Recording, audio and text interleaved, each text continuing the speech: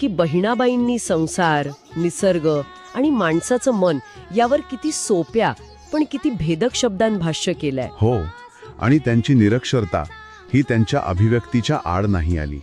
उलट त्यांची भाषा अधिक थेट, अधिक अनुभवातून आलेली वाटते. अगदी. आणि जाता जाता एक विचार मनात येतोय या स्रोतांच्या चर्चेतून. आज आपल्याकडे माहितीचा पूर आहे.